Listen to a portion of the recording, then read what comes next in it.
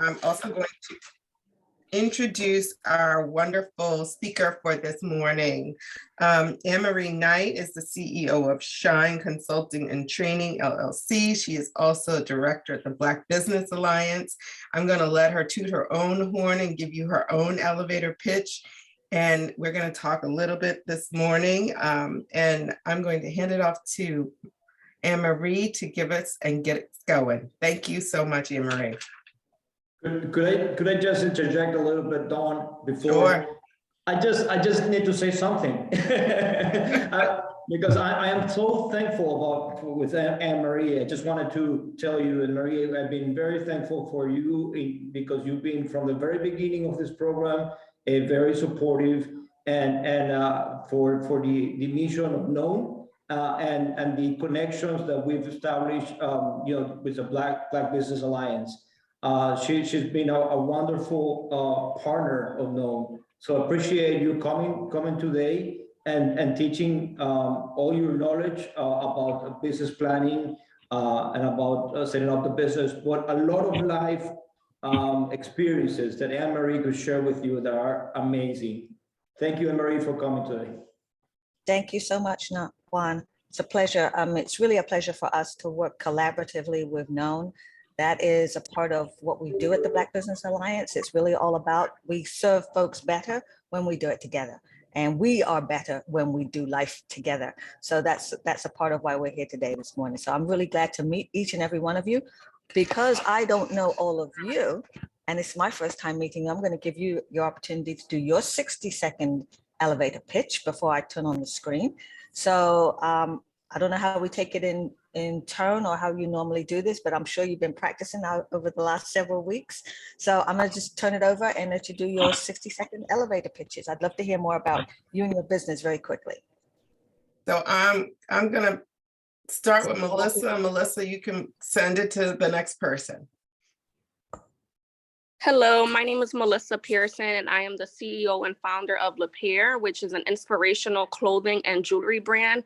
I started my business because I went through postpartum depression and anxiety after my daughter was born. So my mission is to be able to encourage and inspire others that it doesn't matter what you go through, you can still be whoever you want to be. And I'm going to throw it to Crystal Jackson.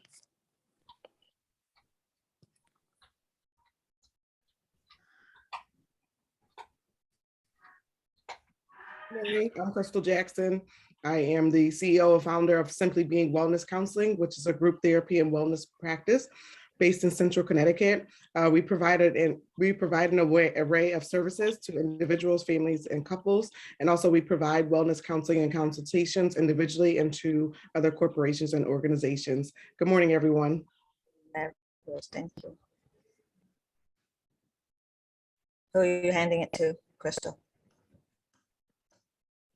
I forgot that piece. Sorry about that. I'm going to hand it to Danielle. Morning, I'm Danielle Turner. I am the owner and CEO of InnerU Clinical Services, and I provide individual and group mental health therapy for adults as well as self-care coaching. Beautiful. And I'm gonna throw it to Kim. Good morning. Thank you, Danielle. Good morning. My name is Kim Weston. I am the founder of Wabi Gallery. I am an artist, and I decided that there was something bigger than myself being an artist.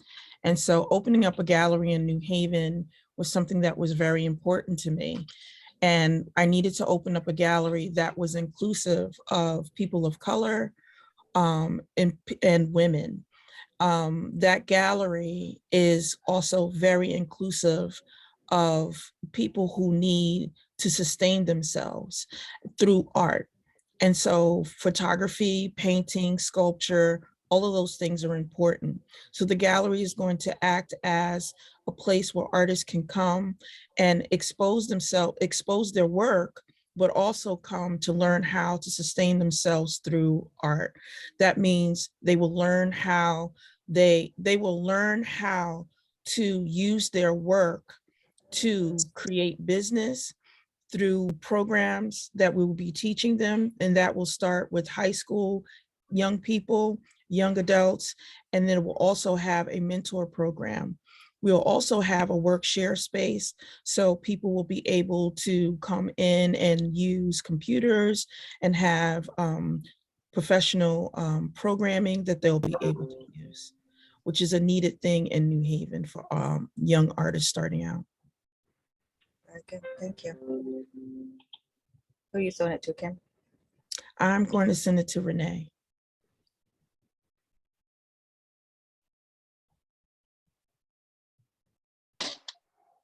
Hey guys, how are you? Good morning. My name is Renee Griffin, and I'm the owner and founder of Track House Salons in New Haven, Connecticut. I have 2 salons.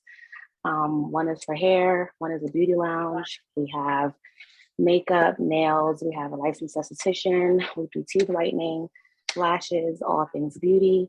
And my goal for being here and known is to expand my business by adding a product line. So that I can expand revenue and start scaling and doing all that great stuff that successful businesses do. So I'm gonna throw it to, throw it to Latrell. Good morning. Excuse me. Good morning, everyone. I am Latrell. I am an owner and licensed esthetician at the Brown Skin Co., which operates out of Track House Beauty Lounge in downtown New Haven. The Brown Skin Co. is where self-care meets skincare, and I provide luxury facials and hair removal services. And I'm going to pass it to Savitra. Good morning, everyone. I'm Savitra Jones. I'm the owner of Thrive Haven, and we provide individual and couples counseling to minorities in New Haven, Connecticut. And I'm going to pass it to Kwame. Good morning. I'm Kwame Asari. I am the founder of Oshito Pepper Sauce. We manufacture and distribute a variety of pepper sauce condiments from Ghana, West Africa. Well, it's made in New Haven, but it's inspired by my trip to Ghana, West Africa. I came to the United States when I was 10 years old and hadn't returned to Ghana in about 22 years. So I was really inspired on my trip back to figure out a way to connect my Ghanaian culture to my American culture. My name is Kwame Asari, which is very Ghanaian, but for years I felt a bit distant from my native culture because I assimilated so much to the American way of life. So in coming back to the US, I thought this would be an excellent product to connect different cultures together, something perfect like a pepper sauce. And we've launched the brand about 10 months ago, been going quite well. And the goal is to be a household brand. Beautiful. Excellent. I will pass it to Crystal. Good morning, everyone. I'm Crystal Harris. I own Studio Cleo Rose in Milford. Studio Cleo Rose is a professional natural salon, and we focus on hair restoration and healthy hair practices. So basically, I use a lot of trends and professional techniques to achieve healthy hair growth for my clients. Fantastic.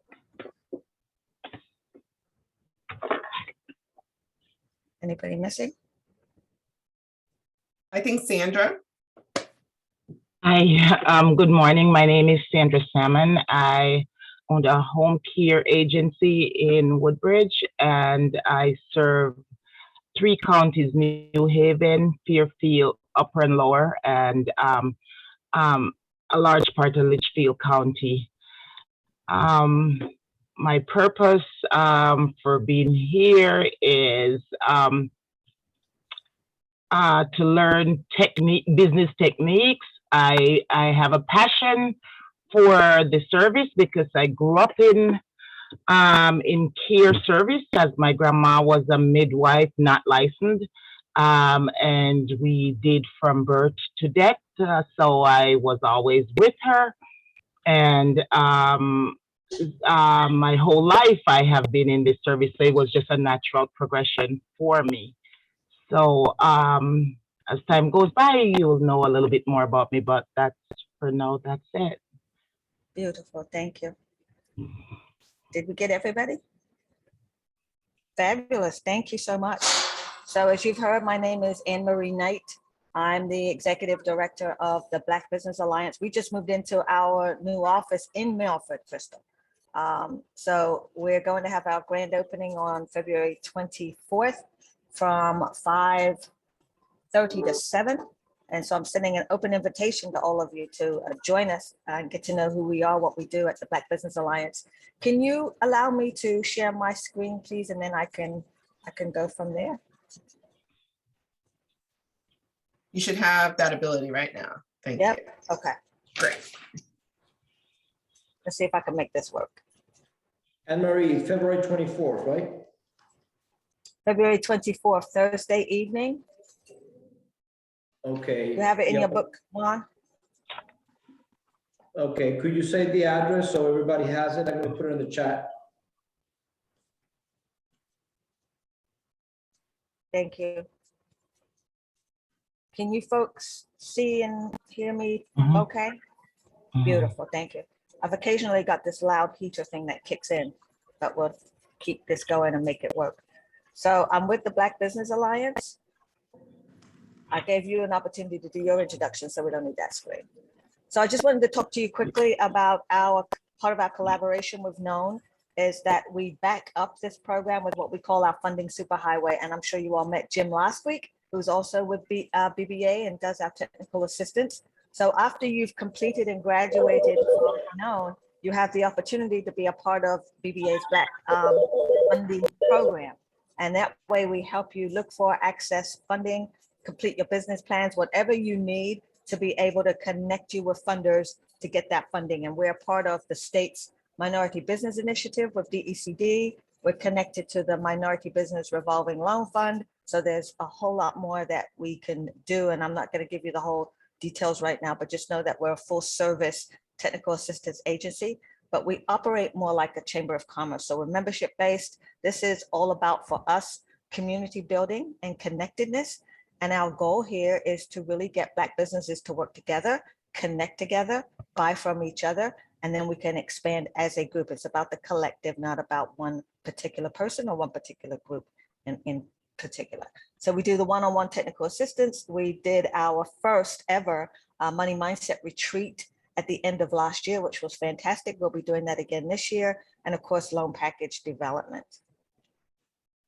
And you folks all have the opportunity to graduate into that program. So today I'm going to quickly go through, and I know you folks understand that I can't really teach you everything you need to know about business planning and strategic planning in 1 2-hour course, right? So this is simply scratching the surface to be able to kind of open up the doors, open up your minds, get you thinking about where you need to grow in your business. And then the assumption is that you'll get some more help or support to continue to take you the whole way through. So the first part is kind of an introduction to why do we need a business plan. Then we're going to talk about the types of different business planning and business plans that we need. We'll cover a little about business plan mechanics, and then we'll talk about goal setting in particular. So I've got a big chunk of materials that we're going to try to push through in about an hour and a half. I have a goal whenever I'm doing any kind of a workshop. I love them to be interactive.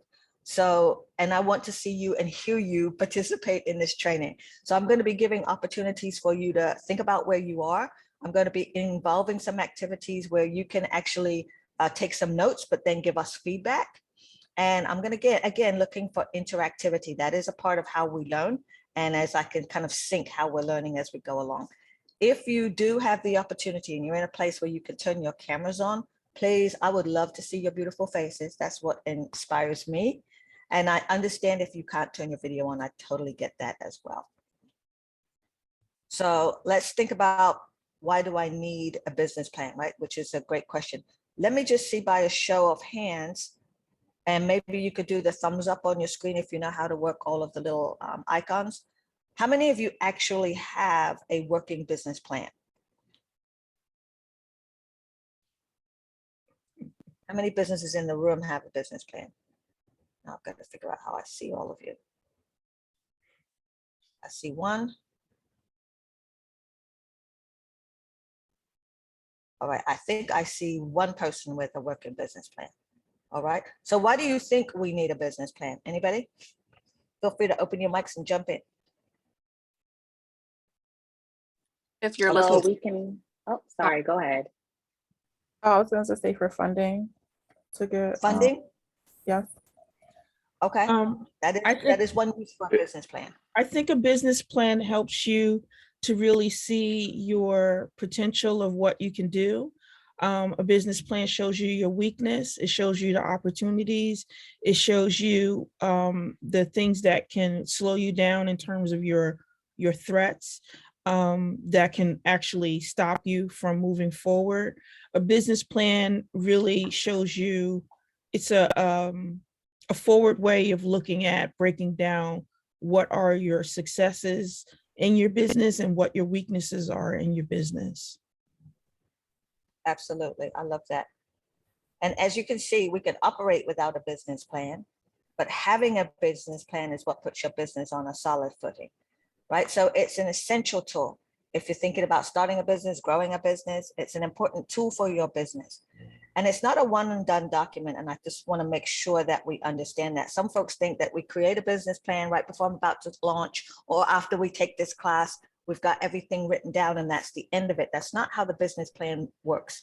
It's a working tool and an ever growing tool as you increase. I heard somebody talk about adding a new line, a product line. As you increase, as you expand, that plan changes to accommodate where you're going in your vision. So it's an important tool for you as you're growing your business. And if you are thinking about going for funding, it is absolutely necessary. If you're thinking about getting a loan, even some grant programs today require that you submit a business plan as part of the package. So whether you have a full-scale business plan or a mini abbreviated plan, and I'll cover that a little bit later, everybody needs a business plan, all right? That's just part of the foundation. So Benjamin Franklin said, if you fail to plan, you plan to fail. We've all heard that one before. So let me just cover the 5 reasons you need one. Help you steer and grow your business. That was covered earlier. Help you prove the viability of your business. If somebody says, how do I know this works? How do I know your idea is going to give you sales? If you can't prove it on paper, you don't have anything. Right? It helps with decision-making and avoiding the big mistakes, helps you to understand your customers and your competition. That's key. Understanding who your customers are, fully knowing, and I actually have a tool that's like 100 questions that I think you can ask to understand your customer base, but it also helps you to understand your competition better. That is also a critical piece of the plan. And again, if you're going to attract funding to your organization as you expand, not everybody needs it, but if that is your goal, you absolutely do need a business plan.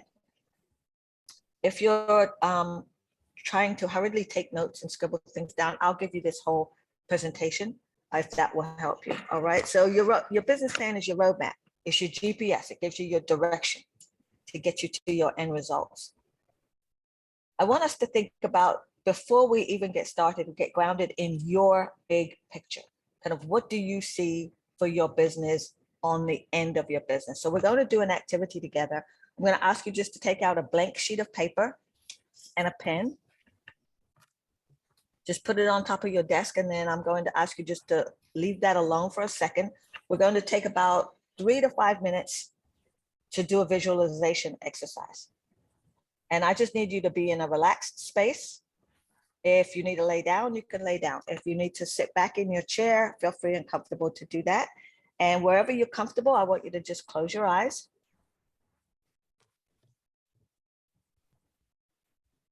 And I'm going to start to walk you through something to help you to relax, breathe. And then we're going to think. If you like to turn off your screen during this point, you can as well too. Feel free to turn it off. This is just about you closing your eyes and relaxing.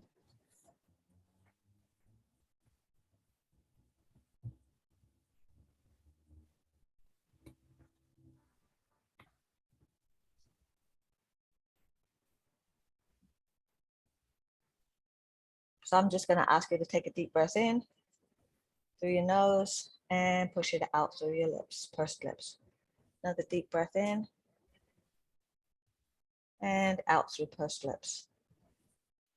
And just breathe in your own gentle rhythm right now. And I want you to feel yourself relaxing from the tip of your head down through your neck, Let those shoulders down, shake them loose, relax. Let the muscles in your arms relax, your hands, your midsection. And you're just breathing gently in and out. I want you to feel the tension leaving your waist, down through your hips, all the way down. You're relaxing through your legs, your thighs, your knees. And now let that tension go all the way at the bottom of your feet. Move those toes around, and you're relaxing. And as you're relaxing in your mind, I just want you to see yourself laying back gently into a large, beautiful pile of clouds. Soft, white, fluffy clouds, and you're just going to allow yourself to lay back and relax and just feel the clouds' softness all around you. Settle into your lying down position. And you're going to start to notice that the clouds are going to take you up, just slowly up in the air. And as you're relaxing and slowly moving upwards, you're going to start to see the buildings disappearing, your worries disappearing, people disappearing, the trees are disappearing. And as you move further and further up into the clouds, you start to feel the warmth of the sun on your face. And you're completely relaxed and just enjoying this moment of safety and comfort.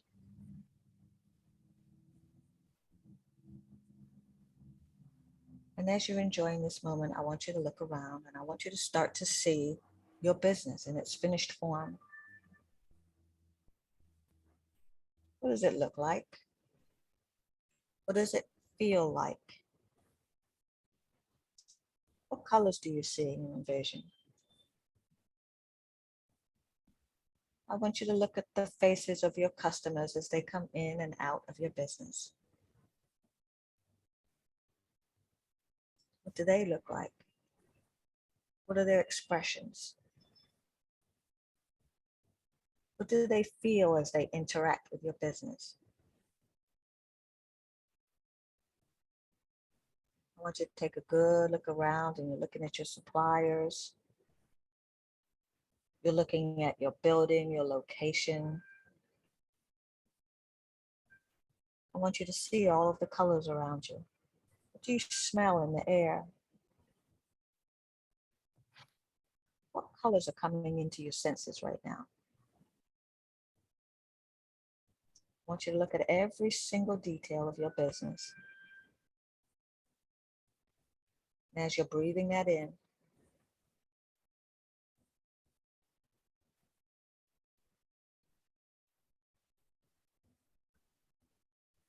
you're going to notice that the clouds are moving again. This time they're just gently bringing you back down. You've gotten a full 360 look at your business.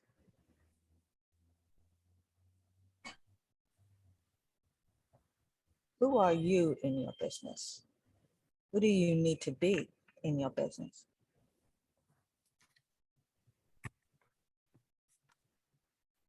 As the clouds are moving and you're slowly drifting back down, you start to see your separation from the other clouds.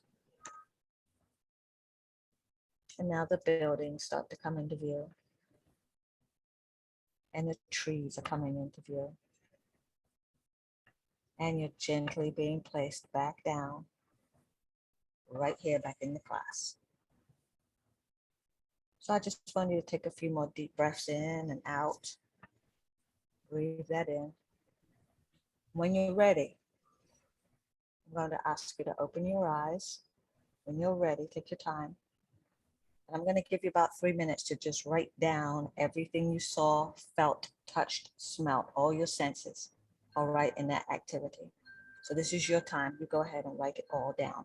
Don't censor yourself, please. Just write down everything you saw and heard, thought, felt, smelled, touched in that activity. You got about 2.5 minutes.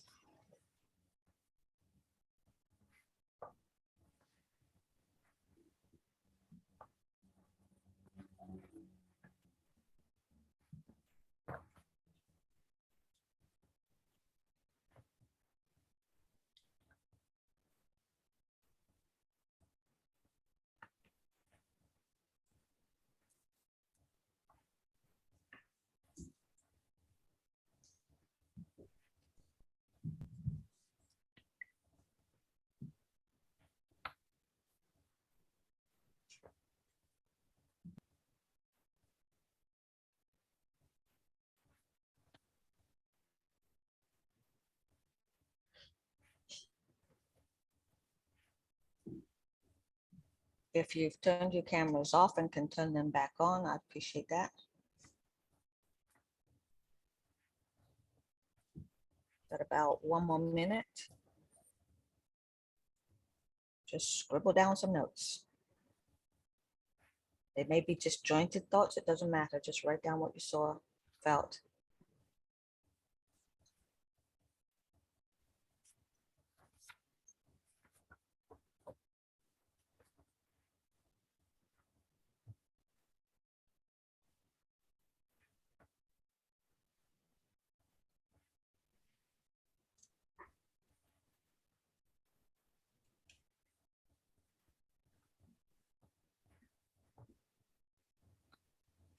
If you just give me that thumbs up icon when you're finished, I'll know where we all are.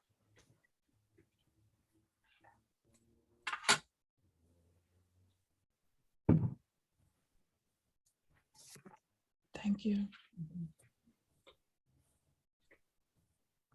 30 more seconds.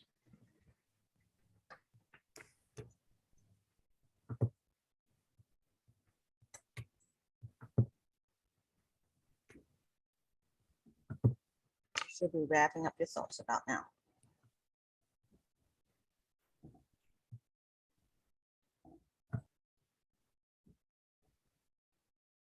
Everybody just about done? Yes, we're good? Just checking through. Okay, looks like everybody's just about done. Okay, so how was that activity for you? Go ahead and open up your mics. I'd like to get some feedback. It was very relaxing because I feel like sometimes as an entrepreneur, it's difficult to like take a moment to like just breathe because there's so many things going on. It's even a lot of things happening right now at my salon, but I tried my hardest to like engage the activity, but it was great. Good, thank you. Anyone else? One more.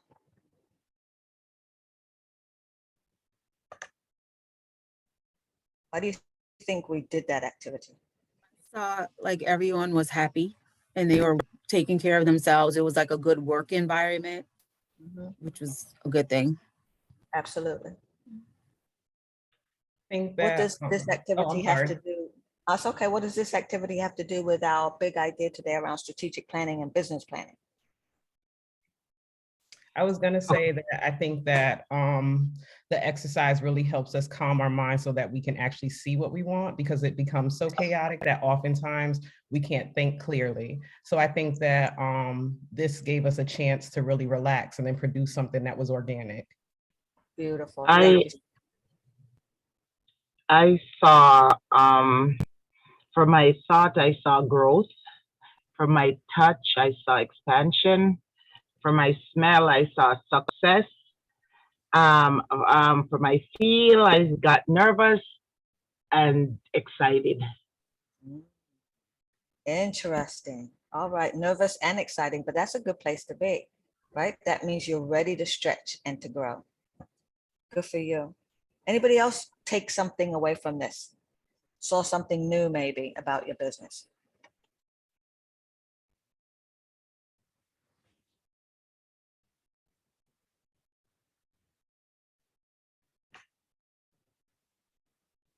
I'd like to hear at least from 1 or 2 more people what you got out of the activity.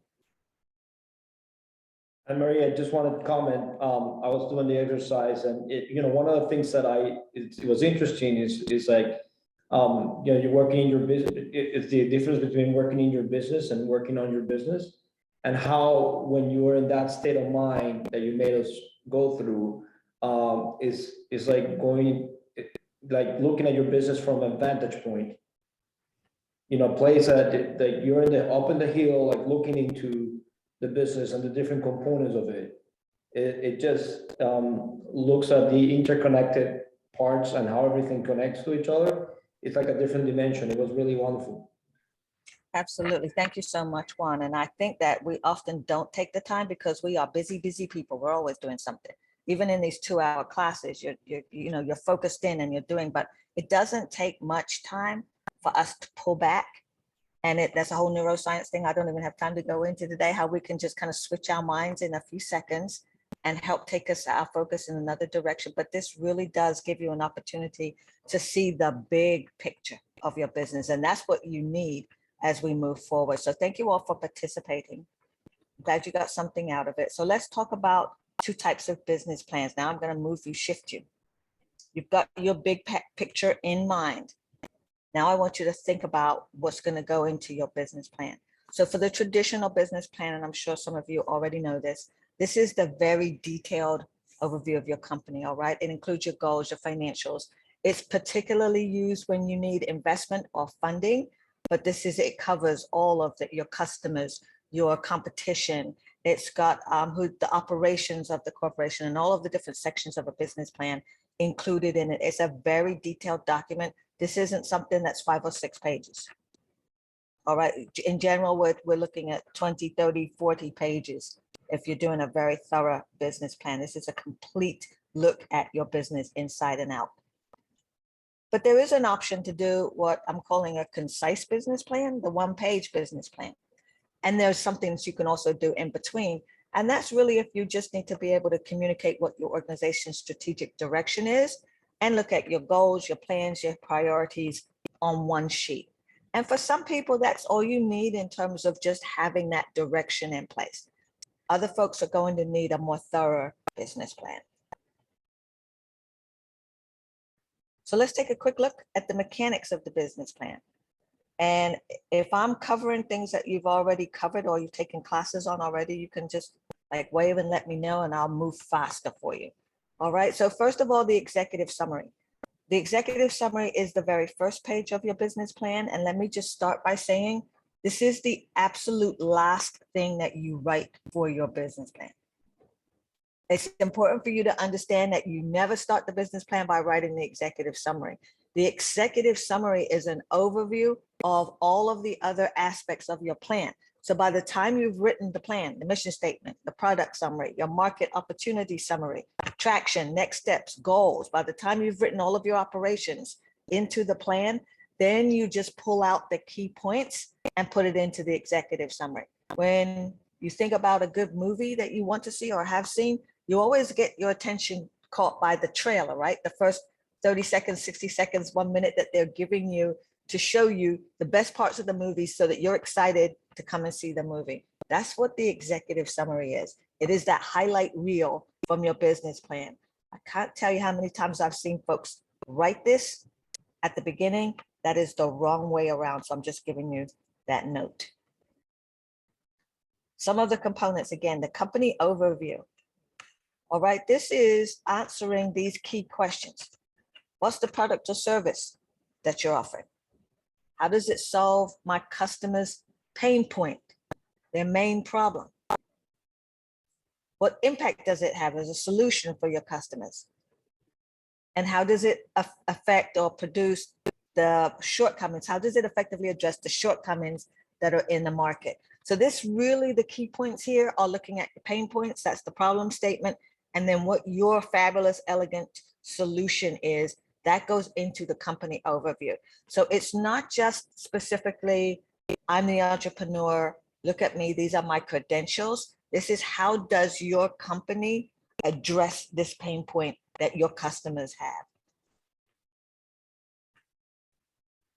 Let's take a look at quickly at the market overview. And again, I will give you this PowerPoint. I'm just kind of giving you the highlights today. The overview of the market. All right, clearly being able to define your market means that you're taking a look at the trends and the industry conditions within your market. This is the piece that is about evidence-based statistics, market research. So this is not simply, although it can include, if you've surveyed your customers, that is a good survey and a good way of looking at your market. But this is more about what is happening in the industry. So those of you who were here, and I heard salon in the room. What's happening in the beauty salon industry? What are the trends that would allow your company to attach more of that market space? And maybe one of them, for example, I heard somebody say today, they're in the natural hair industry, right?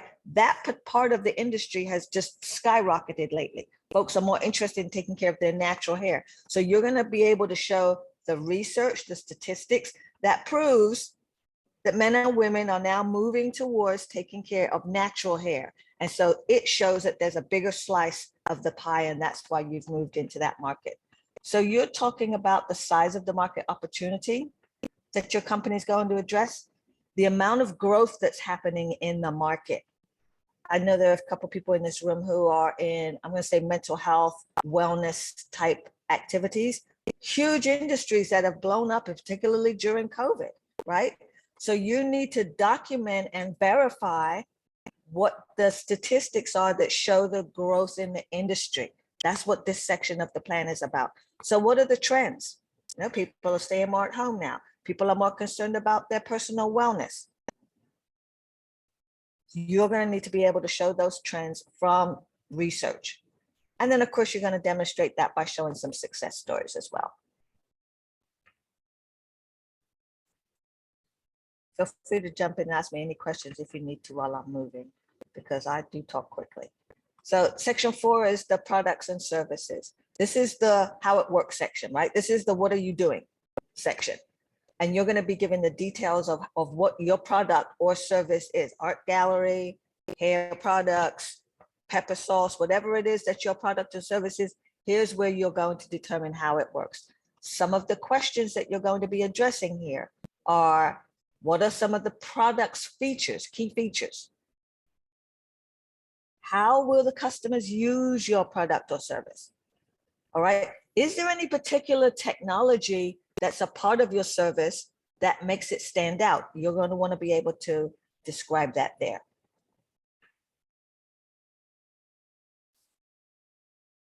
The revenue model here is, how do you make your money, right? How will your company make money? So is it transaction-based revenue? I'm paying for a product, you give me the product. Is it a service-based revenue stream? The home care industry is a service-based revenue. Is it a recurring revenue base? If you have, I'm going to say, maybe for your beauty salon, you're offering classes and folks pay every month on a regular basis to be able to sit in your classes and take your workshops. That's a recurring revenue model. All right. Some of the key questions I want you to ask yourself here, or why is this revenue model the right fit for my product market stage and stage of development? Are there any additional revenue sources that I can expect down the line? So I heard somebody say they've started going in one direction, but now they want to add another product line. Think ahead of time as you create your business and as you're growing your business. Are there other aspects that I can add in? Those should be included as part of your business plan. That's showing how you tend to grow later. If you've generated revenue so far, which I know all of you have, if so, how much? You need to document that here. And what have you learned from the revenue that you've gained so far? What have you learned from your efforts? Maybe you learned that a certain hair type makes more money than another type of hair. And so you're going to switch your business to 60% of that to increase your revenue in that area. Maybe you've learned that it's the products that you sell along with the hair care that is the big revenue stream. And you're going to be conscious about what kinds of products you've included. All right. So you need to be thinking about what you've learned from what you've already done in business and include your key points in this section. Your operating model. How are you going to manage the costs and efficiencies of your revenue? This is essentially how your business is going to run. You need to be able to document the steps of how your business runs in this operating model. So here, you're really going to start to think about what are the critical costs, investment costs, your milestones, and your operating efficiencies. I'm also going to send you a business plan outline at the end of this class and more details about what's in each of these components. Your competitive analysis, section 7. You're going to research both your direct competitors and your indirect competitors. And I think when folks think about looking at the competition, sometimes they're just thinking about, you know, who's next door to me or who's in my block that's doing business with along with me. Your competition you have a lot of competition. It doesn't matter what you're in. There is no industry where there's no competition. So that's the first point. I've had people say, well, I'm unique. I'm doing my own kind of business and there's no competition. That is never the case. All right, so you need to dig deep. You're going to research your direct competitors. What are the business products and services that they're offering that are similar to yours? And you need to list them. So if you've got A, B, C companies, you can put their names in, do a spreadsheet chart, and list out bullets. What are their products or services that they're listing that is similar to yours? And then what makes the difference between yours? All right, why would I buy yours versus theirs? If you don't have an understanding of that, somebody who's investing in your company will not understand and won't give you that funding, all right? You're also looking at your indirect competitors. They offer slightly different products, but they could satisfy the same consumer need. What are they doing? So here's your questions: who, where, how? That's for your competitors, right? How much revenue are they making? How long have they been in business? Now, this is some deep research. If you can get in and get this kind of information, this is good. You can find a lot on the internet. You can not, there's also other ways of getting information. You can call the company and ask for information, right? You're going to start to do some digging around, but a lot is available to you on the internet. Again, what are the similarities and differences between your products or services? For better and for worse, you've got to be able to show what you know. And then what are their strengths? And then how do you neutralize their strengths with your product? How do you differentiate your product from theirs? So it can be a simple spreadsheet, but it has to show that you've really done the work. If there are 5 or 6 salons in the same neighborhood as yours, you need to know who your competitors are. You need to know what they're offering and why yours is different. Same with the pepper sauces. Whatever industry you're in, there's always a level of competition, and you need to show how yours is different and stands out from the competition. Don't shy away from this piece, because if you don't show that you've done this type of analysis, people will think you're not serious about your business. If you don't understand the depth of your competitors, you're going to be missing something as you're making business decisions in the future. So your customer analysis, this is really like the who do you serve? You have to know your audience. Who's going to be buying the product?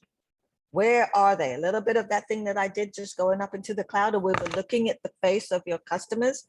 That's because you have to be able to know and analyze and understand your customers.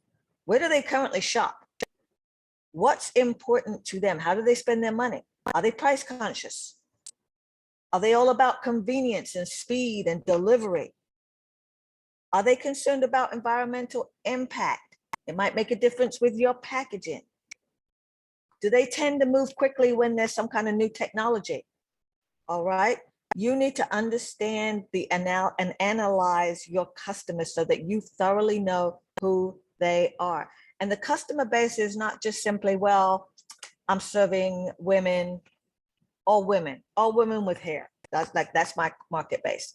That is not going to be your market base. When you drill down, you're going to find out that maybe you're serving women who are in their 30s to 40s.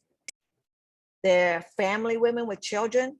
They don't have a lot of time. So they're coming to you very quickly to move in, get a service, and move on. You're going to drill down to be able to know the specifics of your customer base. All right, so ask yourself some of these questions.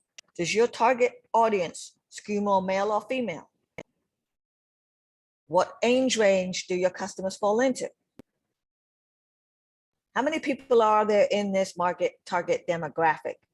It's a good question, because if you don't have a lot of a demographic, then you don't really have much room for sales or sales growth.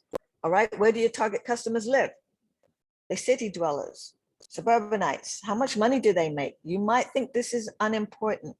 This is very important that you understand your customers. How much money do they make? You're like, well, I don't care how much money they make. They're just going to buy my pepper sauce. Well, you're going to want to know if they're willing to spend $60 for a very specific pepper sauce versus $5 for a pepper sauce. So how much money they spend on food, how much money they spend on high-end items, those kinds of things are going to be important to you. Do they have any particular priorities, concerns? And that would be things like the environment, things like that, all right? You need to know that and analyze that, and you're going to put the details and the numbers here in your customer analysis. Let's talk a little bit about customer acquisition. How do you plan to get and keep your customers in your audience? All right, so this is a key piece of your business plan, because here's when you're going to go into details about your strategies to reach your customers. I'm just going to go through some of the questions you need to ask yourself here. Are there specific subcategories of customers that you plan to target first? So let's say I'm going to go into the art gallery, and your customers are folks who want to come in and experience art. Maybe they want to do pottery in the studio, or maybe they want to take a class and learn some art, some form of art, painting. So you need to know what the subcategories are of your customers. And if you intend to target one particular market first, target section first, you need to be able to outline that in your plan. So if you're going after the painters first and you're going to launch the classes there, but in 6 months, you're going after those who want to come in for ceramics, that's a different target section, but you need to have that as piece of your plan. All right. You need to look at key geographic locations. Are there specific components of your offering that you'll introduce to your market first? That goes to that discussion that I just had. Are there any particular brands that you're planning to launch later? So you need to talk about how you're going to acquire, keep, maintain your customers here in this section.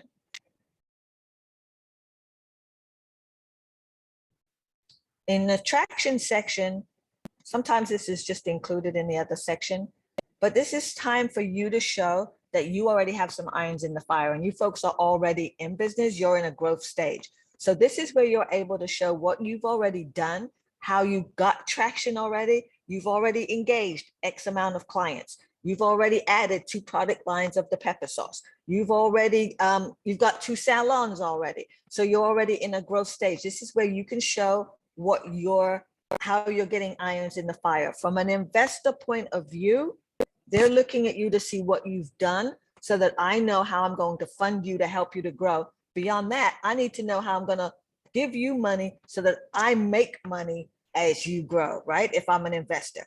So we're going to think about here your product development, manufacturing, distribution, early customers who you've already been working with, and the amount of revenue that you've made in the last year, 2 years, 5 years, or 10 months if you're only 10 months old. Testimonials and social proof, please include those in your plan. You should always be looking for testimonials. All right. After somebody uses a product, comes in for a class, send out something that asks them to just say how great it was to be able to do business with you. You can take those snippets on social media and include them as part of your business plan. And it's always great if you have folks who are talking well about you. So what partnerships have you created? Maybe you're already working with another type of business and you're kind of combining your efforts. If you've created partnerships, this is the section it goes in. Any intellectual property. So I'm assuming something like a proprietary recipe for the pepper sauce. Intellectual property, it is explained here.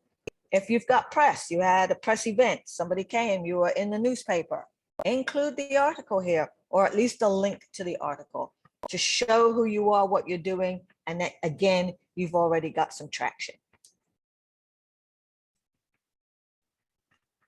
The management team, all right, that's you plus who else, right? You're going to introduce your team, and if possible, explain how each member's background is relevant to the success of your company.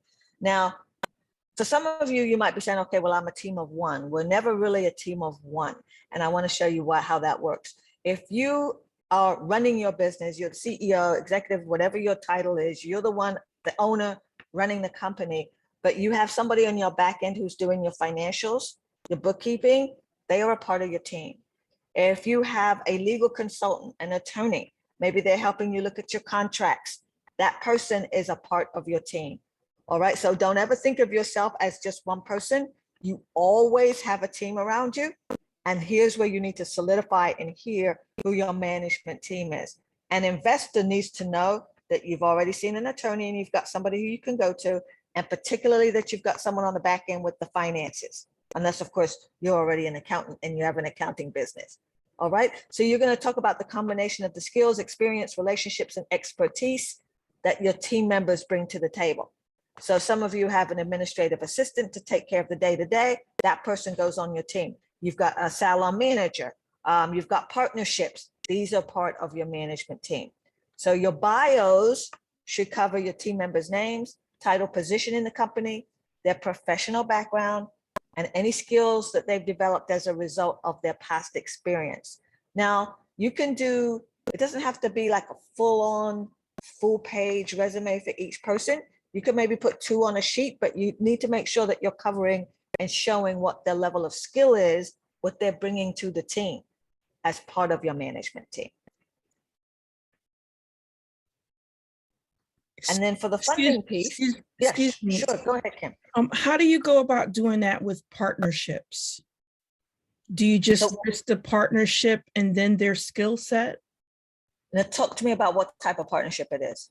So say I'm working with Rev Kev, who has a podcast company, and we're teaming up to do the podcast. He has all the equipment, he's paying for it or he's funding it, but we're sharing the authorship of it. And that's where we're teaming up. So he's part owner of the material, but he's paying for the time for the actual thing. So how do I present him in as a partner? You're going to present him in a couple of sections of the plan. So when you talk about your products and services, he's going to go in there as one of the services that you're offering, which is the podcast, right? Kind of like one of your product lines, so to speak, or a service line. But in that last section, you can include him as a member of your management team if it rises to the level of kind of you're making joint decisions about a very specific function within your company. Okay. Then you could include him here, and he would just give you a brief bio. Okay. Okay. Okay. Okay. Thank you. Thank you. Thanks for the question. Section 12, when we get to funding, this is what you're going to use to tell your investors why you need the money, all right, and why you need their support. So what your funding goals are, they need to know that. How you can help to achieve those goals, and what they have to gain from getting involved in your company. You are presenting this section of the plan to your forward-facing to your investors, right? They need to know what your goals are, how they're going to help you get the goals done by giving you the money, and what they're going to gain. So if you're looking for traditional investors, they're looking for a percentage of income in the business or a percentage of your profits, right? So that's where you'll describe it there. Some points to cover: your funding goal, your terms, use of funds, and your financial milestones in this piece. All right. Oh, wait, let me go back for 1 second, because use of funds, I don't want to skip over that. The use of funds is really about, if I give you my money to invest in your business, how are you going to use my money? So you're going to outline X amount, X dollars will go towards adding new staffing. X dollars will go to increase my marketing opportunities. And I'm going to invest in social media. I'm going to do Facebook posts. X amount of dollars will go towards purchasing more supplies for the business. And then when I've got all of that money, I can grow my business to the next level. All right. So you're going to show in the use of funds how you will spend the money. That's key to know there.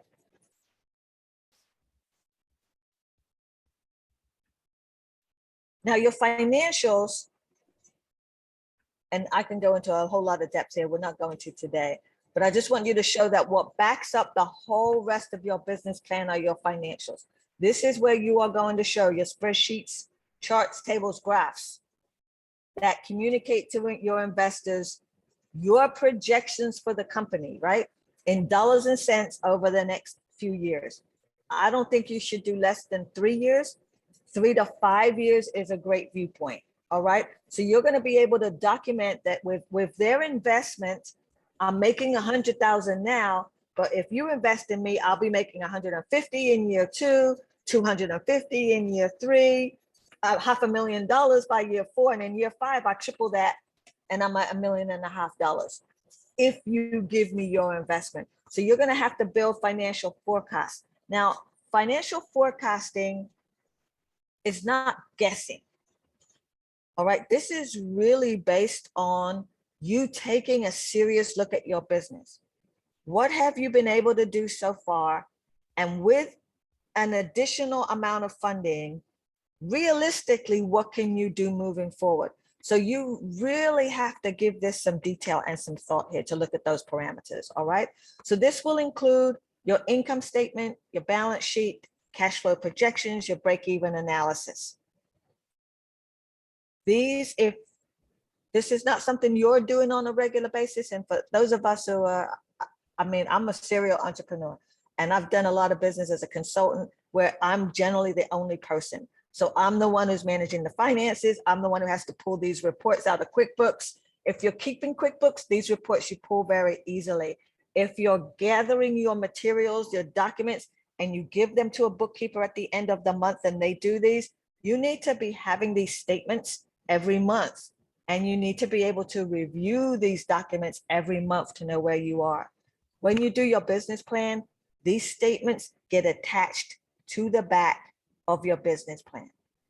All right, you're going to show how you're going to grow your business financially. You need to be able to show the dollars and cents, how they track, how much you spend on staffing, how much you're going to increase staffing, how much you spend on supplies, materials, all of that is included in your financials. For this piece, most of us need additional assistance. All right, no shame in it. Please find yourself a bookkeeper or an accountant. If you call me, I'll give you some recommendations of folks I know who are good. And you just work with somebody on a monthly basis to make sure your financials are always in order. This is one of the key reasons that most of our businesses fail within 3 years.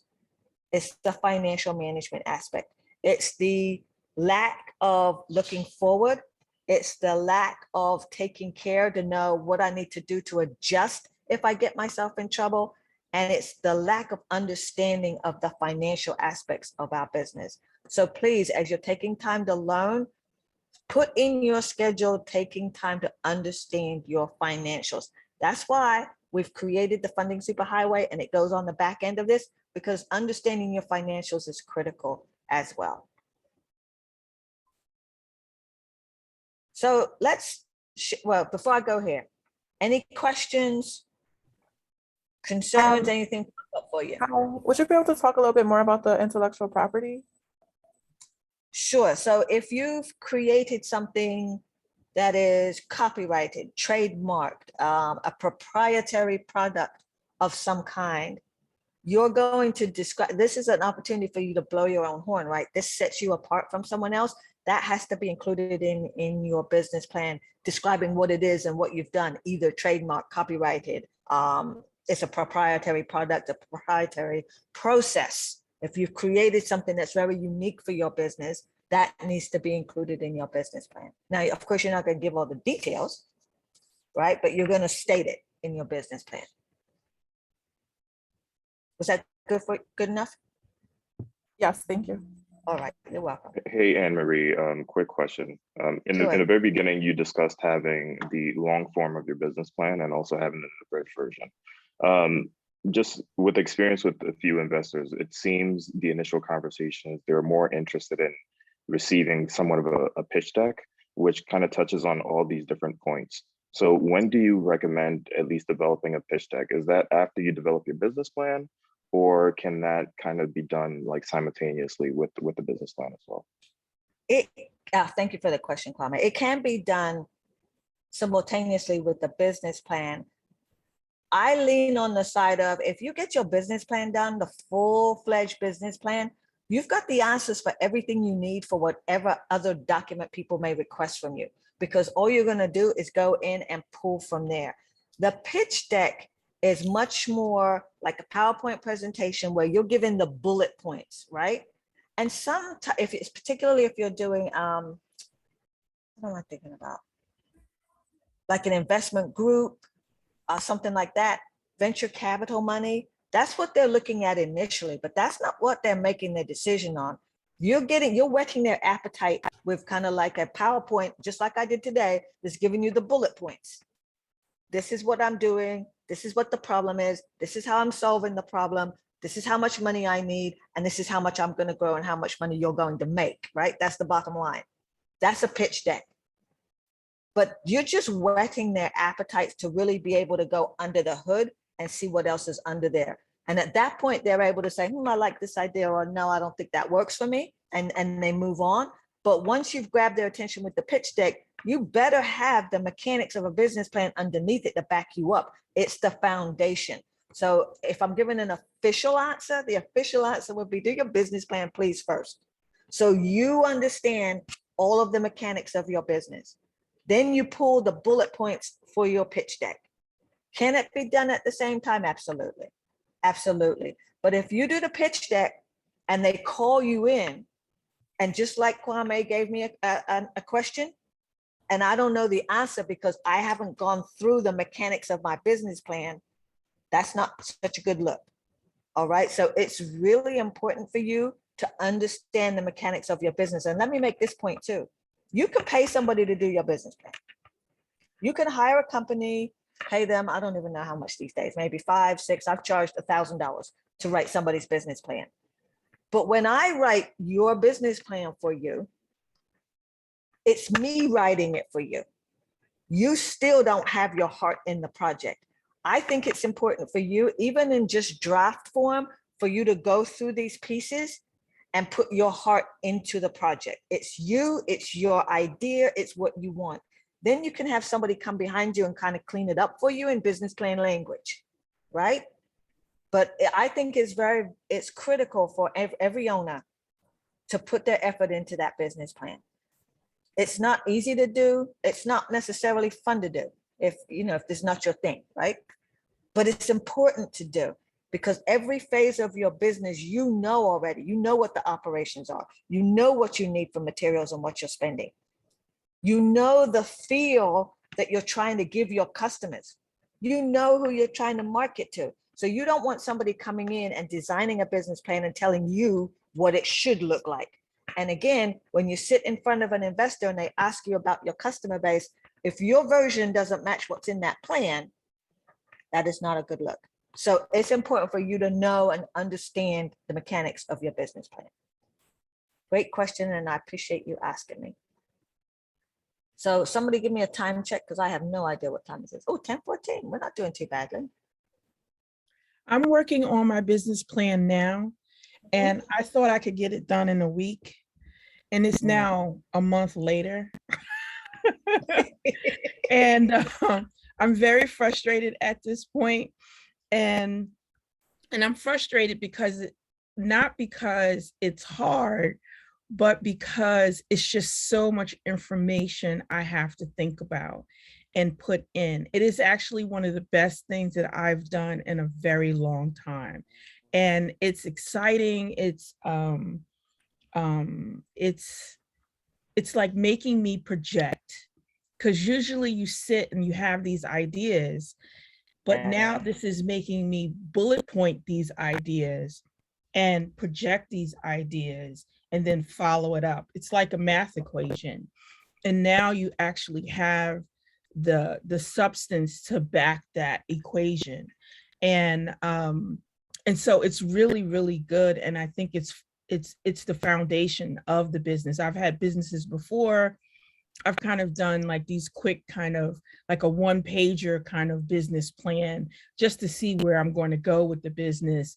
And that's fine and good. I never really had to do any, go to any banks or anything for loans. It was just really for myself. But this, now I need a big loan. And, but just personally for me to see, all the different ideas laid out on a page, on a spreadsheet, has been pretty amazing. Yes. To see how big this thing is and where it can go, the potential of where it can go. And in 5 years, I'm amazed at what this gallery can be. Like, it may be bigger than the space that I have right now. That's right. you know. That's right. So Thank you so much. I mean, that's the purpose of it, right? You're getting to put all of your vision, your dream, your heart on paper. And that dream, just like the activity we did, when you see it from a different vantage point, that's what carries you through moving forward.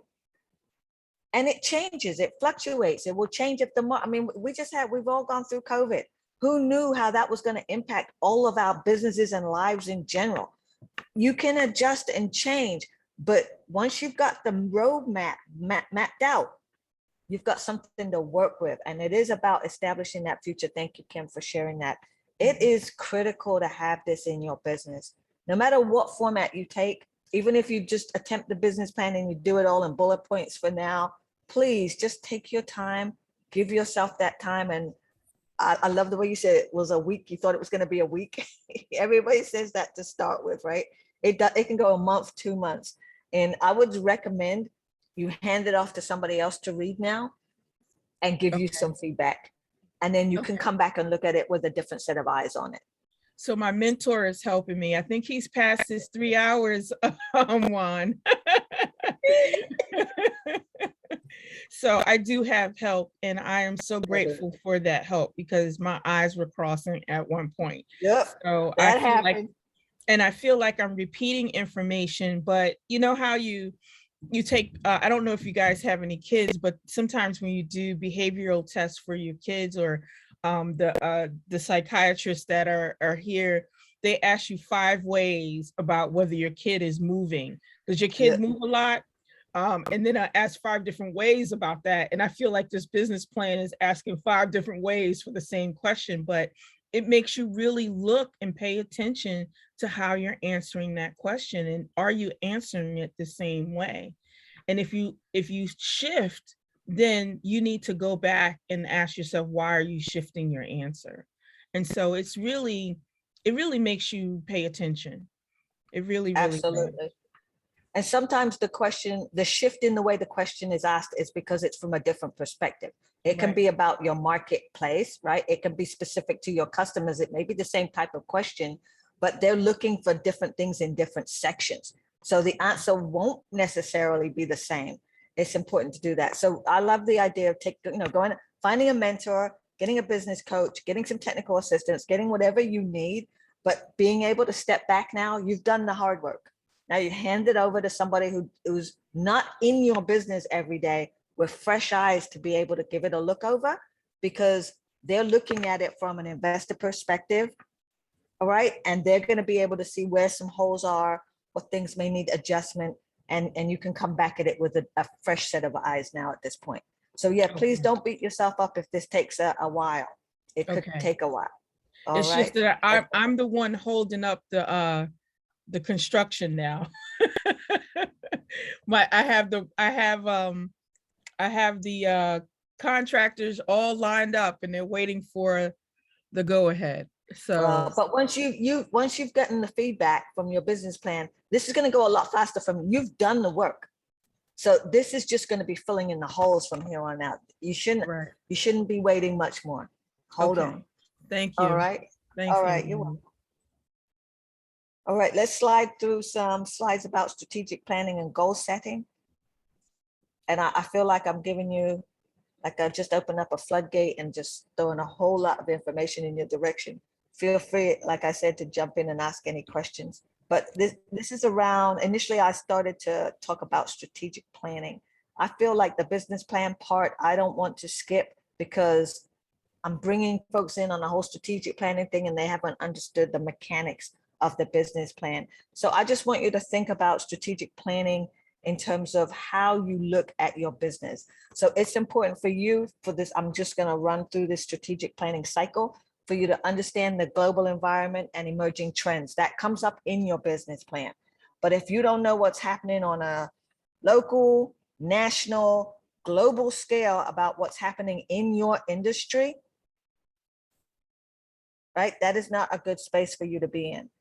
If you're the expert on your business, it's going to be important that you understand how your business fits into the larger big picture. So you need to do the homework locally, nationally, And you can even in some cases internationally, what's happening, what are the trends, what's changing in the market. All right, you need to be able to assess the strengths, weaknesses, opportunities, and threats. That we call that the SWOT assessment. That's a part of the business plan, but I'm going to talk to you about that separately. You need to be able to validate or modify, right, your organization. Develop goals, strategies, and actions as a complete game plan that goes along with that. Execute and manage your strategy, and then assess and adjust the plan as an ongoing process. It's the same kind of format as your business plan. Some folks can take this out separately. So you need, in order to do a real strategic plan, you need input from leadership, that's you. You would need input from your workforce, those who work around you, and you need input from stakeholders. And that could be your funders, it could be partners, collaborators that you're working with, to kind of help you understand where your business is at the moment.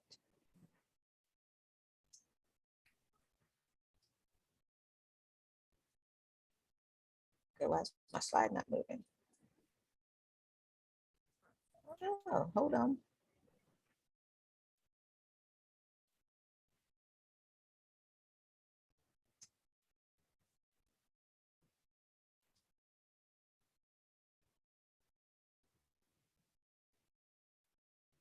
Okay, I'm not sure what I did there.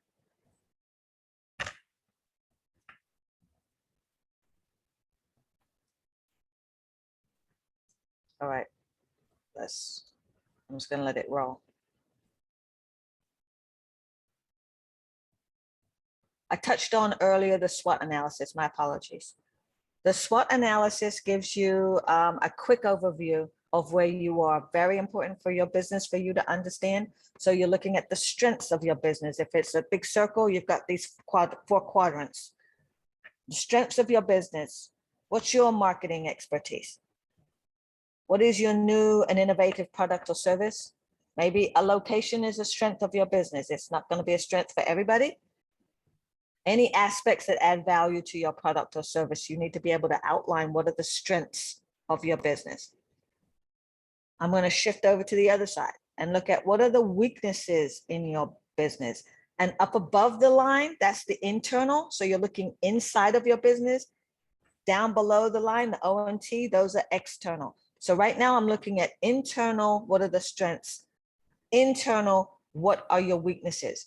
And that might be when you take a good look and look. This requires you to do a deep dive and be very honest with yourself. This is not a fluff piece. This requires you to look and say, maybe I'm not that great at marketing and I don't understand social media. And so that's a weakness. You have to identify that because later on, you're going to show how you're going to grow that particular area.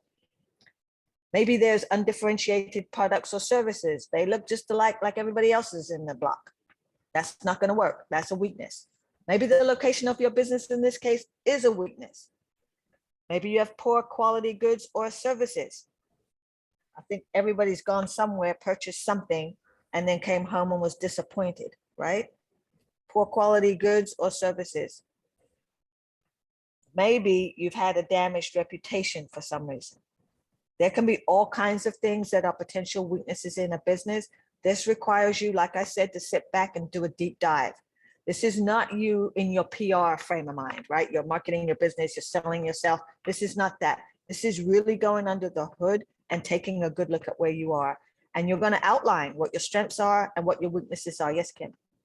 So I put down a strength for my business was my location, but I also put down that it was also a weakness because my business is downtown New Haven, but the weakness is that it's downtown New Haven, but it's on a side street.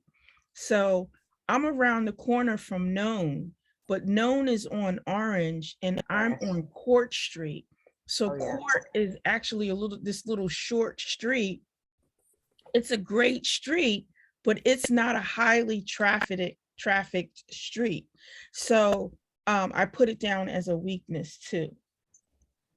And so I put it down as a weakness because I feel like it's a destination block.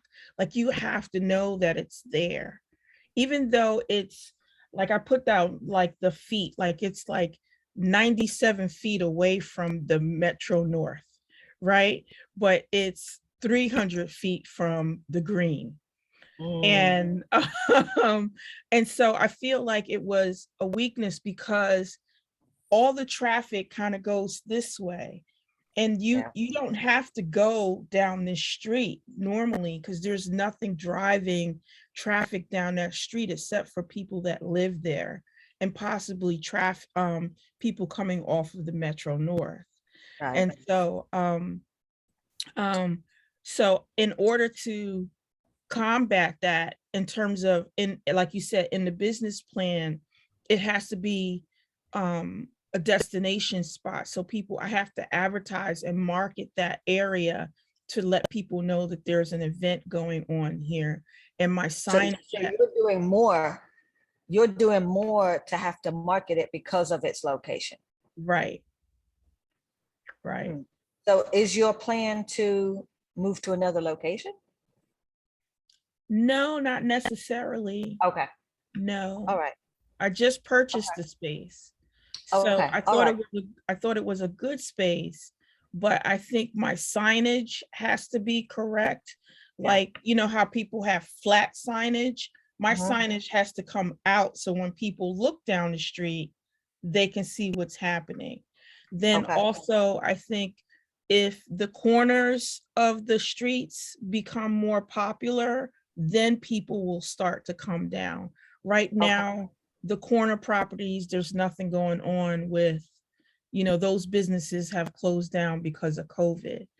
So, yeah. I think the thing for you to understand is if you're seeing it as a weakness because of location, the question that comes to me is then are you going to move, right? Or is that your long-term location? And if it's a weak area where folks are not going to come to, potentially, how is that going to sustain the business? So that's why we're doing this, because it's going to bring up more questions for you. Like, in Norwalk, they have an arts kind of section district, the museums, they're all in kind of like a certain area. If you were on Audubon Street, we wouldn't be having this conversation, right? Right. So it will bring up more questions for you, but it needs you to think about it. Okay, so it's a weakness, but here's how I'm going to address it. I'm spending more money in marketing. I've got different signage, et cetera, et cetera. Okay. All right. Beautiful. Okay. So now let's take a quick look at your externals. So your externals are your opportunities. So what's happening for you that could potentially boost your business? Maybe it's a new developing market. Maybe you've got some strong mergers, joint ventures, or strategic alliances. Maybe you're moving into a whole new market opportunity, right? COVID has done some of that. You got to look at what your opportunities are externally from you that are going to help to boost your business. Those of you in the wellness industry, how much that has increased. That is a market opportunity now. Folks are more paying attention to themselves than ever before, and their mental health and their wellness. This is an opportunity area. For your threats, again, please, I'm asking you, this is a deep dive. You're going to have to be honest with yourself. What are the threats to your business? Maybe a new salon opened up next door doing the exact same thing. That's the problem. You have to be able to talk about it and then what you're going to do to address it. Maybe we're in some kind of price wars. The competitor has a brand new product that they just launched and it's kind of squishing your access. Or your competitor has superior access to another distribution channel. I'm going to ask you to take out a sheet of paper again or go to your notebooks.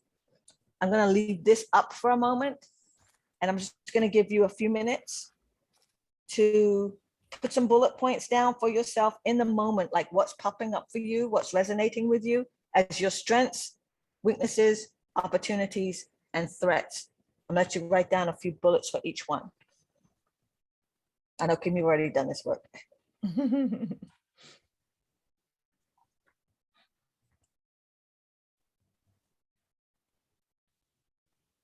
If you've already done this work, I want you to go a step deeper.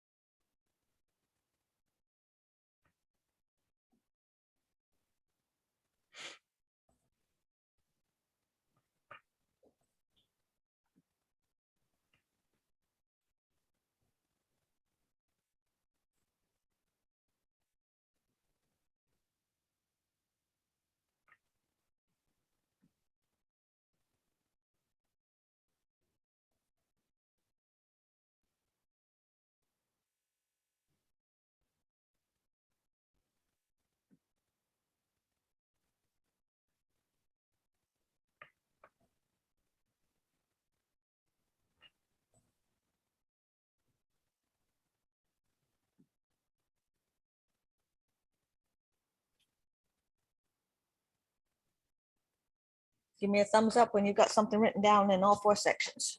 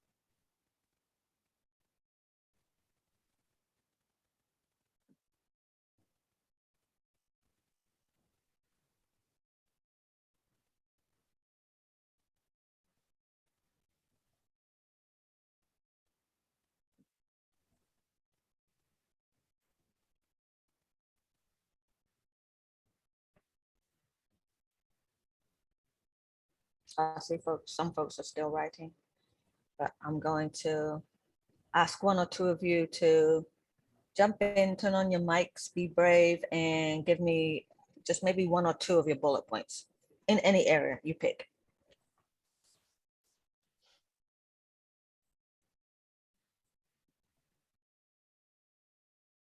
I can share one of my strengths.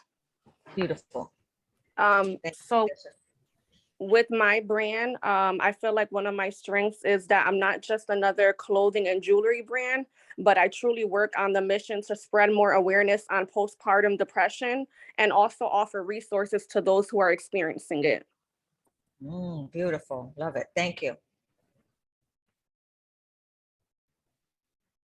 My strength is that I'm just not an art gallery. I'm a multi-source business. So I have a co-working space, I have an art gallery, and I have education that's based on teaching people sustainability in the arts.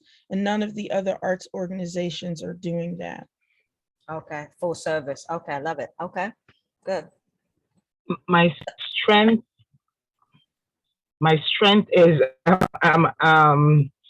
is my marketing expertise, but I don't have the time to market actually. So that's also a weakness.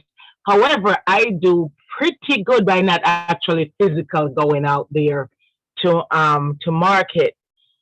Another strength I have committed employees. I have who are committed to the mission, which is excited, and I mean in the field and in the office. So I have people who are with me since the inception of the business, and continue to because well, we have other people going and coming, but we have some dedicated employees. My biggest weakness is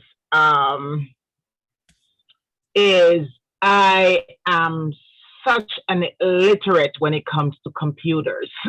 And that is my biggest weakness. So I have not utilized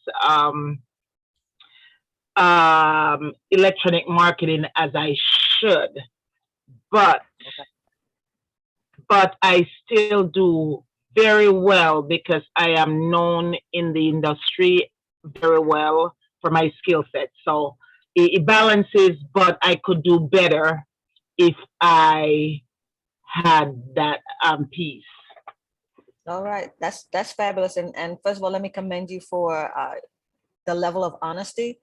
This is one of the things that makes this type of class or workshop important, is that we can really share where we are, and then that helps us to kind of move forward. And sometimes we sit in the background and don't really want to open up, and that's not going to be helpful. All right, it's important to be able to get the input. So I love that you've got the marketing expertise is one of your strengths, and I could see how you would highlight that. You're going to give a little bit more details about that. For the weakness, you also said the marketing expertise. So I would just recommend that you would say that you need to either improve marketing resources or add an additional person to improve your marketing efforts. All right. And then the second part, Sorry? I'm sorry, go ahead. Go ahead. I was going to say the same for your other piece around the lack of computer expertise. I would say that again, that your weakness is that you need to improve in use of technology in the business. That's it. Yes, one of the things with the weakness is that I have grown this business already in such short time in over into the 7 figures. However, I still work full time, and that's why I actually still work full time, because I have put in over 20 something years working at this particular place, and I am almost retired, and I'm trying to get my retirement in. So that's where the clash comes in. So you need a succession plan, right? And I'm amazed because you've got staff who have stayed with you for as long as you've been open in such a high turnover industry. That in itself says a lot. That's a huge strength. I think I love what you're doing. Thank you. Keep it up. But now you need a succession plan. And that's an actual plan that gets written out for how you transfer this business to somebody else to keep running, so you enjoy your retirement and get the income that comes along with that. Beautiful. I have started that. I have my friend of 36 years who actually is running, but she has no clinical strength. She can do the operations of the business. Yes. So she's doing 100% of that, but I still have to get someone that can do the clinical portion. Okay. Either you train or you hire for that, right? Yeah. Good plan. Okay. Beautiful. Anybody else? I could share one of my strengths. I put location. It's easily accessible, and I get a lot of people who we're close to Yale, and then still pretty close to a lot of the other universities and the hospital. So I get a lot of people who are either moving in here for work or for school. And a lot of times people say, this is great because I was able to just walk across the street from my apartment, or my apartment's down the street on the corner, and it's even close to my home. So it's definitely a plus for myself as well. But it can be a weakness as well because of parking. Oh, okay. All right. So how are you going to address that weakness? I don't know. I mean, eventually I do plan to move eventually. So that is one way that I will address it. But right now, I just try my best to give my clientele as much information as far as parking before they arrive, so they know where they can park, how they can pay to park easily. That way it's a little bit smoother for them. Okay. All right. Are you able to include parking as part of your service? No, because it's metered parking. Okay. All right. Okay. And I was going to say that that's part of being downtown. Yes. The culture of downtown is paid parking. So there is no way of getting away from it. That I also put that down as a weakness for myself as well. There's only street parking and parking lot parking. And so if you're going to do any type of shopping or business in New Haven, you have to know that you're going to be paying for metered parking or a parking lot. Right. Which makes it not a huge weakness, because I think most people that are coming in the area, they know what to expect. But it does have the potential to be, because sometimes it can delay services if people are trying to, like I work with a bunch of other beauty professionals, and if we're all there one day, that means it's a lot of traffic. So sometimes my clients are like, I had to circle a block a couple times, and that kind of pushes things back. So in that sense, it tends to be a weakness, but for the most part, people are pretty good about the parking situation. And understanding. Oh, good. Thank you so much, Latrell. Can anybody share one of their opportunities or threats? My threat is always competition from the chain companies, And because I actually had went to, there was, I'll give you an example of what I'm talking about. I had went to Fairfield University was having something regarding hospice. I just happened to have done a project with Fairfield University. So they invited me. They also invited two of the largest chain companies in the state of Connecticut. And the owner of one of the chain companies spent a good portion of his day coming back and forth, not only to take my flyers, but he wanted to know, where did I come from? How did I get here?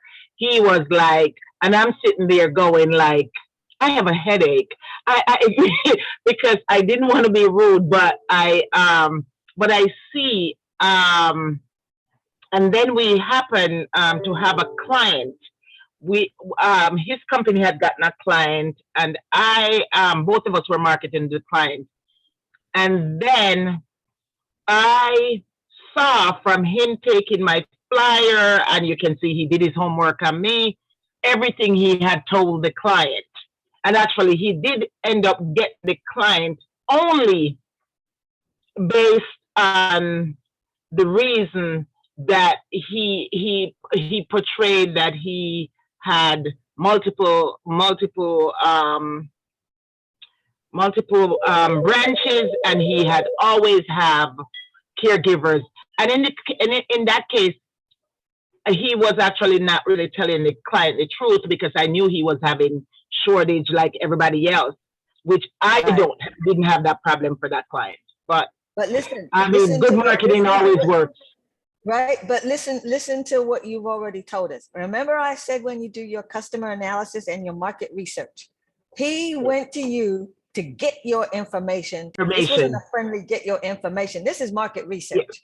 All right, that's what I'm asking you to do for your plan. So the same question he's asking you, you should be asking him back, right? So you need to understand your competition. No, I'm not just saying you, Sandra. I'm saying to everybody. Like this level of intelligence is key to understanding. And then you see how he was able to differentiate himself from Sandra's service as he's now talking to the customer, because he knows they're already looking over in her direction. So let me tell you how I'm better than her by A, B, C, D. Whether or not it's the truth, we're gonna let that go. But remember the A, B, C, Ds. You now on the reverse with your market intelligence are gonna be able to go and say, so your case for coming to my company is we're not one of the run-of-the-mill, like big companies that doesn't give you time, doesn't give you attention, treats you like a number. We're all about home care, the love, the attention, the time. We're part of the family, like all of those things that I know you're doing. I'm just giving everybody in the class the opportunity to see how you turn your market intelligence into how you use it for your business. That was a wonderful. I have beat him so many times after that. I have beat him at his own game so many times after that, because I focused on him. Don't know it. If you don't know the competition, you don't know which angle to go in. That's why it's important. That's why this plan is important, right? Thank you so much for that. So, all right, I'm going to jump on because I don't even know what time it is. Let me see. Oh, 10:47. Oh my goodness. All right, so let's go quickly. Setting some goals. I'm going to do this very quickly. So the 5 golden keys for me for goal setting, we set goals that motivate you. All right. So that's number 5. They're important to you. There's a value in achieving them for you. They're values based with a sense of urgency, like I need to do this.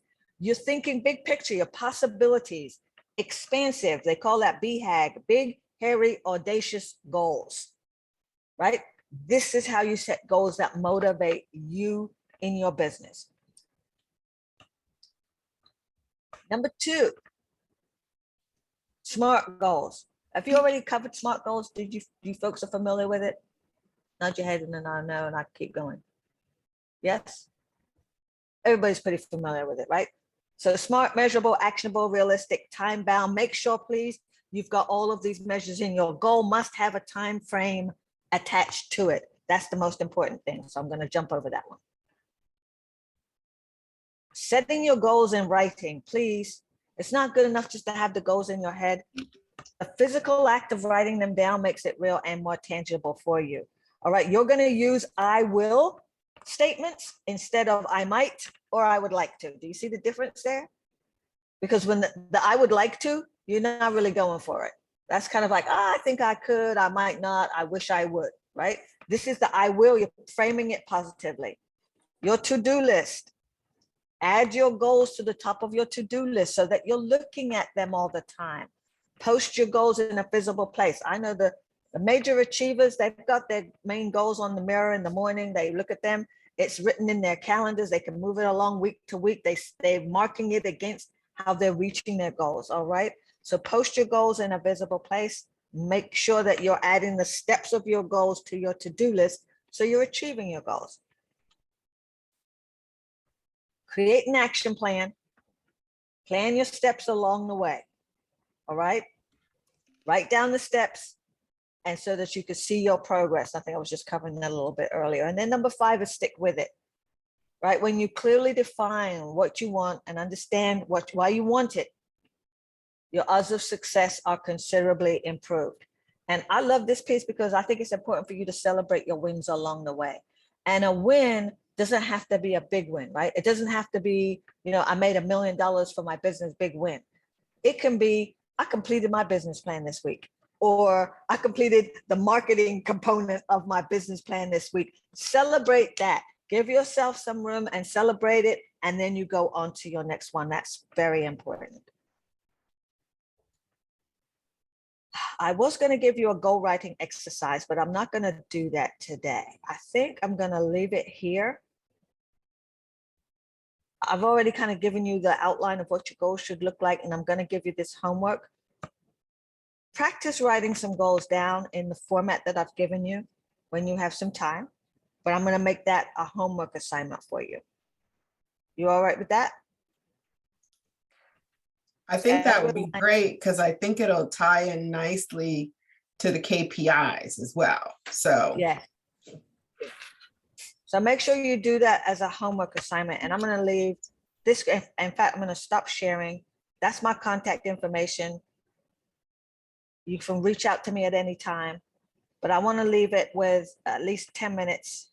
We got 9 minutes.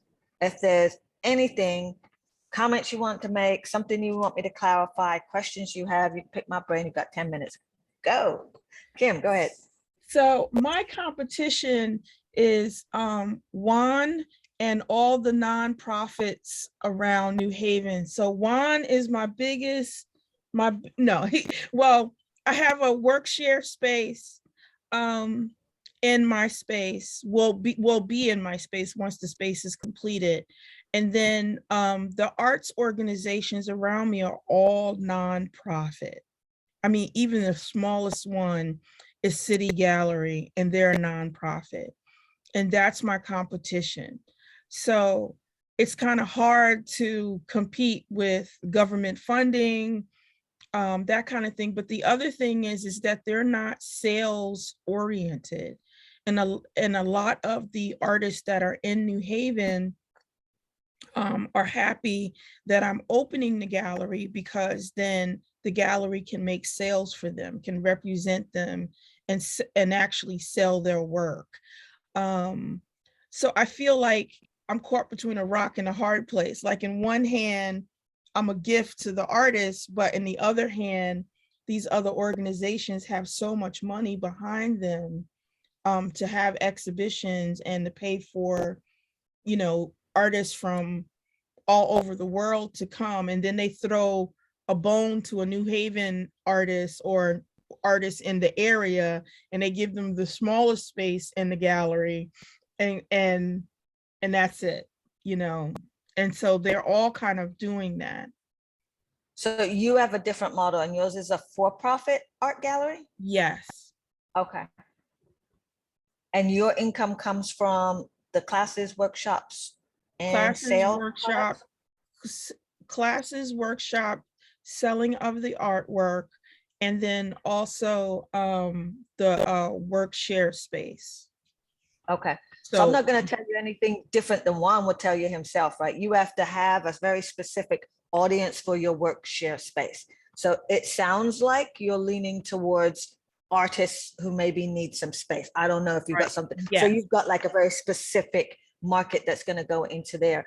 The nonprofits, they don't all have a lot of money. So don't let them fool you on that one, right? Some of them do get some government funding and some other opportunities, but you may have an opportunity at some point down the line to get your own 501c3 that goes beside your company so that you can apply for some of those grants for some things, but you're building out the other financial piece. So you're going to start to think about what partnerships, and you've already talked about one. But for example, in Milford, I have a good relationship with the Milford Arts Council. Mhm. They're always wanting to do something like Black art displays, blah, blah, blah. So you could create a relationship that expands beyond New Haven Right. and Okay. gets you noticed in a different type of way. I think you're going to start to think outside of the box that way. Okay. They are your Okay. competition, but they're not reaching your clients. So they're doing some similar things, but they're not doing it with the unique mix that you are. Right. Right. Okay. Okay. All Okay. right. And Thank you. Juan, We'll touch base later. Juan's really not my competition. He's my partner. We're going to partner up, right, Juan? There you go. Okay. Of course. You got it. We'll touch base, Kim. We'll do a one-on-one. Okay, great. Anyone else?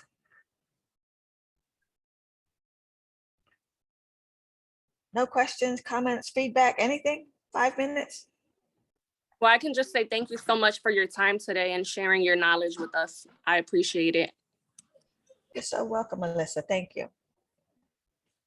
Yeah, this is really great because I don't know if any of you have started your business plan, but I can't tell you, it's a lot of work. It's a challenge to your mental state.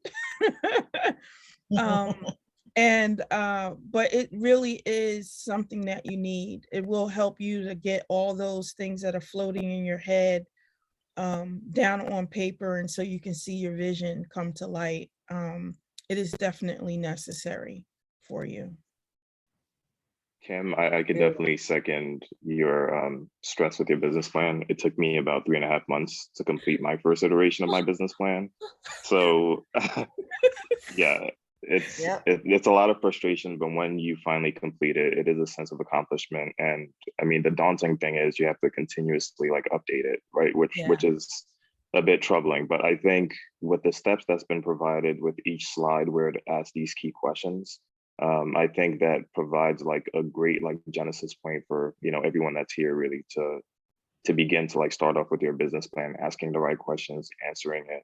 And if you are to do it in that progress, I think it'll get you in a good place. So thank you very much for this. Yeah. Beautiful. You're very welcome. So I'm going to take the last 2 minutes to just show off my space for a second. I don't know if I could do this with my computer. So here's my new office space. Wow. And we're in the mall, in the Post Mall, on the lower level near the Sears end of the mall, which they're trying to turn into office space. So opportunities, right? Help you take advantage of opportunities. It gives us a whole new level of visibility. We are not a co-working space and not your competitor, Juan or Kim. This is just our office space. And it's like a large open. I'm gonna show you in the back over here. Can you see? I have we've got a member lounge, and then we have a retail section on the other side. And that retail component, we showcase Black products, and we're able to showcase businesses that are just growing, don't have a retail location. They can sell their products here in our store. It's handled by a retailer who does that professionally. But I've got a whole bunch of blank walls, Kim, that could use some art. Okay, we will We talk. should talk about an art show. I'd love to do that. Okay, great. All right, everybody. Looks Thank really you nice. so much, Emery. It's It been a was pleasure. wonderful. Thank You're you.